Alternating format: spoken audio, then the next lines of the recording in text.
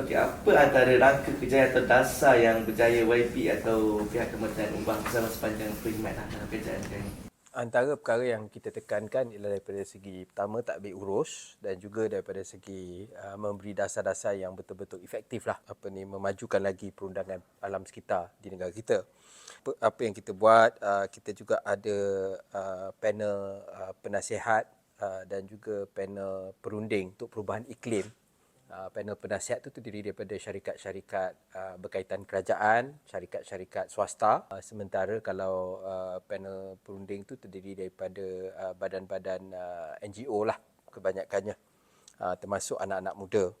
Jadi dengan adanya panel-panel ini, maka dasar-dasar yang dirangka untuk yang melibatkan alam sekitar, perubahan iklim dan sebagainya, kita dapat berunding dengan mereka secara langsung. Walaupun kita juga ada libat urus dengan badan-badan lain, tetapi this is maknanya spesifik panel untuk soal perubahan iklim. Kita juga dalam proses untuk memartabatkan lagi peranan anak-anak muda dan belia lah dalam soal merangka dasar perubahan iklim dan dasar alam sekitar, sebab kita tahu mereka yang paling terkesan daripada masalah perubahan iklim dan juga masalah alam sekitar.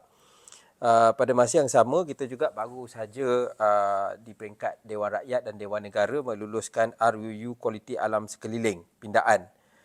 Jadi ini meminda Akta Kualiti Alam Sekeliling 1974, yang mana kita ada meningkatkan kadar penalti dan kompaun untuk penjenayah alam sekitar. So ada yang naik daripada misalnya denda maksimum daripada RM100,000, kita naik kepada RM10 juta. Kita juga ada penjara mandatory, ini untuk misalnya kesalahan pencemaran air, pencemaran buangan minyak dan juga buangan di perairan Malaysia dan pelupusan haram buangan terjadual. Jadi ini adalah satu perkara yang membantulah, sebab kadang-kadang dulu masalah kita ialah hukuman tu terlalu rendah dan ini tidak memberi orang tengok dia tak rasa takut lah. Dan satu lagi perkara yang saya fikir ni ialah kita juga misalnya dalam soal subsidi bersasar, tahun lepas waktu kementerian ni bernama NRECC, sebelum dipecahkan kepada NRES dan Petra, waktu di NRECC itu kita telah berjaya untuk merangka dasar pensasaran subsidi, di mana kita telah menaikkan tarif elektrik dan mengurangkan subsidi untuk syarikat-syarikat swasta yang besar. Kita juga mengurangkan subsidi untuk mereka yang kaya lah, top 15% sekarang, mereka melihat tarif elektrik mereka meningkat. Begitu juga untuk air. Air di bawah kuasa kerajaan negeri, tetapi daripada segi had itu, kerangka itu ditetapkan oleh Suruhanjaya Perkhidmatan Air, dan kita telah perkenalkan tarif setting mechanism untuk sektor air di Semenanjung dan Labuan bermula pada tahun ini.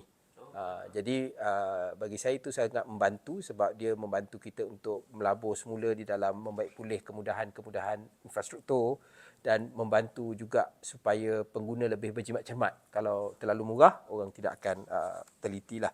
Ya, jadi saya boleh katakan itu antara kejayaan yang kita capai lah dalam tempoh sejak saya dilantik menjadi menteri pada Disember 2022. Sepanjang tempoh perkhidmatan tu juga agak YB, boleh tak ceritakan sikit pengalaman YB? Apakah antara capaian-capaian yang getih yang Lepas YB lalui, yang kita terpaksa tempuhi dengan rakyat ke, untuk sepanjang memegang tampuk kepimpinan ini? Antara cabaran getih yang saya fikir dihadapi pertama ialah bila misalnya kalau dulu waktu kita buat pelarasan subsidi, itu sesuatu tindakan yang kita fahamlah dalam keadaan kos sara hidup yang meningkat. Tentulah rakyat tidak berapa minat mendengar perkara-perkara tersebut. Lagi-lagi kalau macam elektrik, sekarang pula kita tengah musim panas, jadi penggunaan tu makin banyak untuk bil elektrik. Tetapi bagi saya, kita rasa itu perkara yang kena buat. Kalau kita tak buat, maka penggunaan tenaga dan air tidak akan cekap, pembaziran akan berlaku, dan kita juga tak dapat meningkatkan infrastruktur yang menyediakan air dan elektrik. Tapi sebab itu kita buat keputusan tersebut lah. Antara satu lagi isu ialah bagaimana kita nak imbangi antara ekonomi dan pemeliharaan alam sekitar. Sebab bila pembangunan terlalu pesat, dia akan bagi kesan kepada pemeliharaan alam sekitar, dan dulu kita tahu banyak tumpuan diberikan hanya kepada ekonomi. Ya, tapi sekarang bila negara kita dah makin maju, rakyat makin sedar, dunia makin sedar, maka kepedulian, keprihatinan terhadap isu-isu alam sekitar tu makin tinggi kan. Jadi bagi kita tentulah pada masa yang sama kita nak negara kita mengecapi pembangunan ekonomi, tetapi kita tidak mahu berlakunya masalah yang nanti akan bukan sahaja membuat pencemaran dan sebagainya, malah akan menjejaskan ekonomi juga. Misalnya kalau lebih banyak banjir, lebih banyak tanah runtuh, itu tidak akan bantu. So nak cari keseimbangan tu adalah antara cabaran besar lah bagi saya. Fokus utama YB pula dalam melaksanakan dalam sepanjang pemerintahan ini, apa yang YB fokuskan? Itu tahun lepas, tahun ni, itu tahun mendatang ni.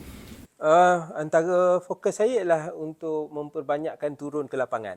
Sebab bagi saya, kalau kita hanya berada di dalam pejabat, kita ada dalam satu bubble. Maknanya kita tidak rasa realiti di luar.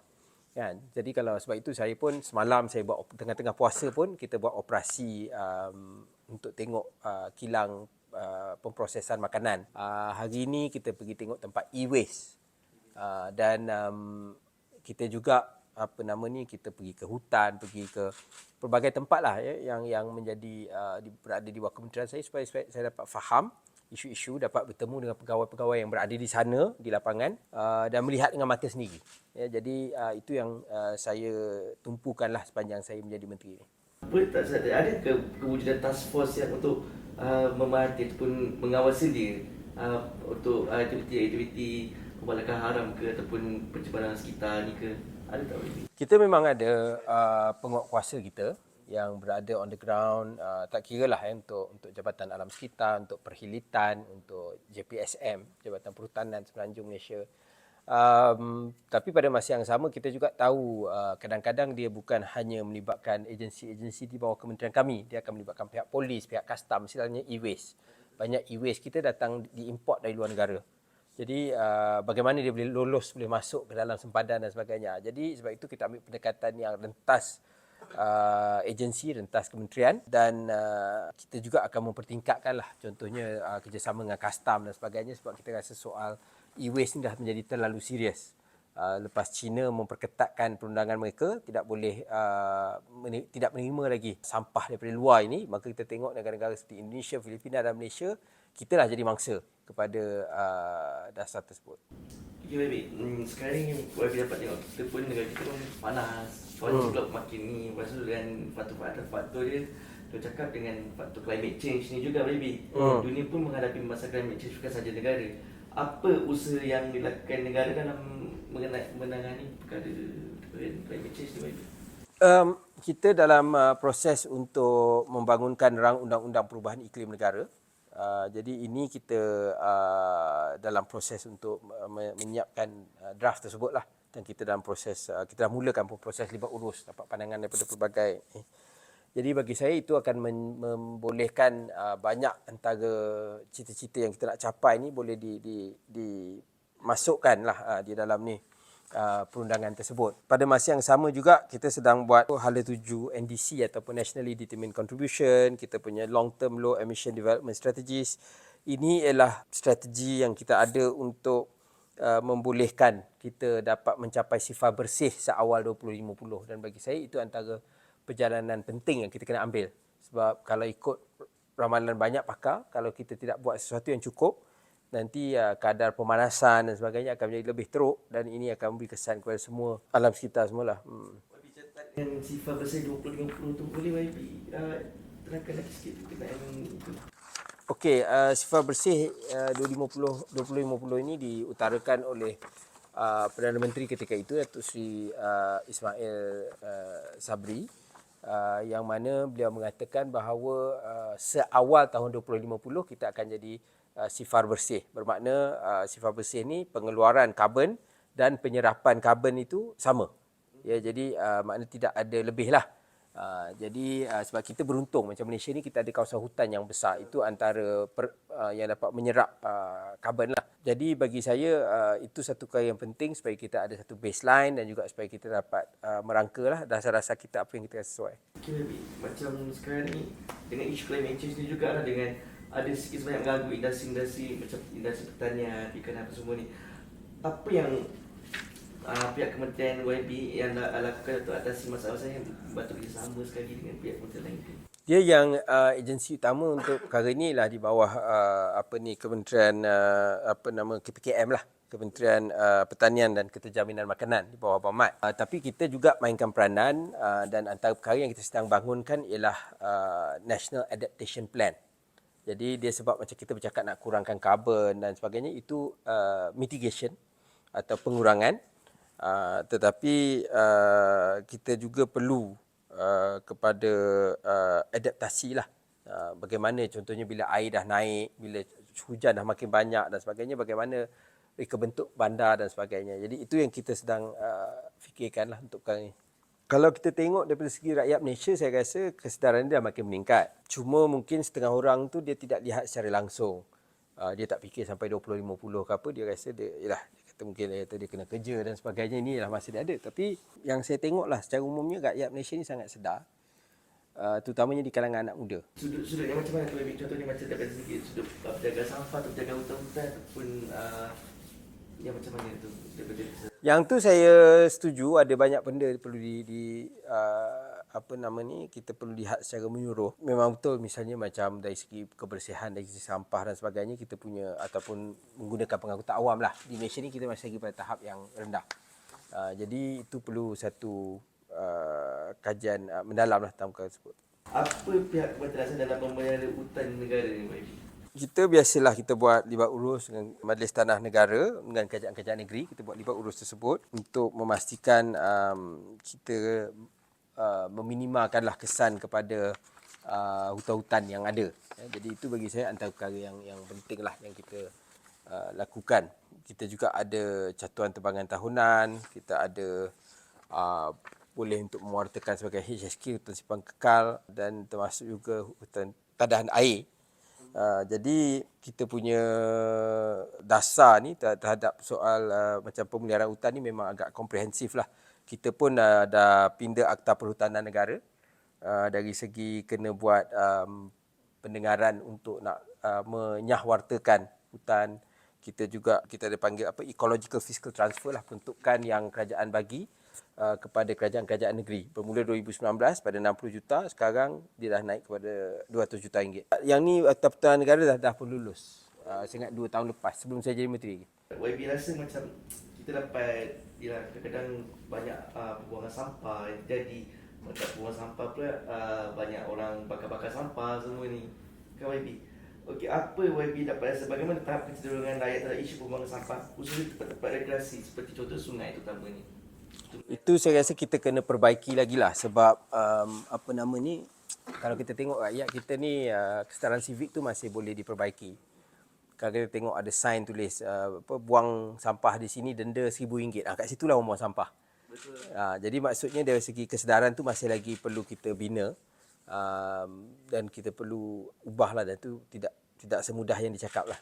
Okey YB, soalan yang terakhir lah. Apa harapan YB untuk lihat dalam kerajaan atau pihak kementerian pada masa depan?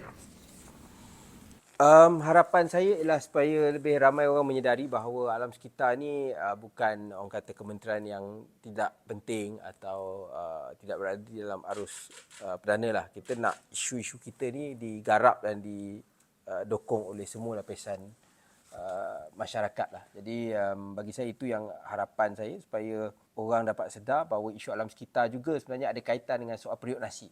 Betul. Ya, sebab kalau tak nak dapat makan susah, kerja pun kacau dan sebagainya. Jadi cuma kita kena pandai olah untuk tarik orang semula datang untuk turut bersama dengan kita. Okey, YB, contoh kawasan Parlimen Setiawangsa ni YB, apa yang YB dapat lihat lah sepanjang tempoh YB menjadi seorang YB kat situ? Apa YB dapat lihat perkembangan dan apa yang YB nak lakukan dekat situ? Dia satu kawasan yang sangat warna-warni. Ada orang paling kaya sampai orang paling susah duduk di situ. Ada Melayu, Cina, India, Sabah, Sarawak pun ada. Jadi bagi saya itu antara kekuatan lah. Tetapi yalah, bagi ni kita nak cuba ada pendekatan yang bagi saya dapat memberikan kualiti kehidupan yang lebih baik. Kan kita ada masalah kemiskinan bandar. Walaupun orang kalau 5,000, 4,000 mungkin sangat selesa dah kalau ada di kampung. Tapi dengan 4,000, 5,000 kalau anak 7 orang masih semua sekolah, masih lagi cabaran besar. Jadi ini antara perkara-perkara yang saya fikir kita kena sedari lah. Dan kesedaran tentang soal alam sekitar dan pemeliharaan juga makin meningkat lah. Macam kes insiden Bukit Dinding dan sebagainya. Apa fokus pembangunan YB di bahagian paling setiausaha? Apa yang YB nak laksanakan perancangan YB pada masa depan juga? Kita ada inisiatif yang kita panggil Eco Setiawangsa dan kita buat dengan low carbon zone.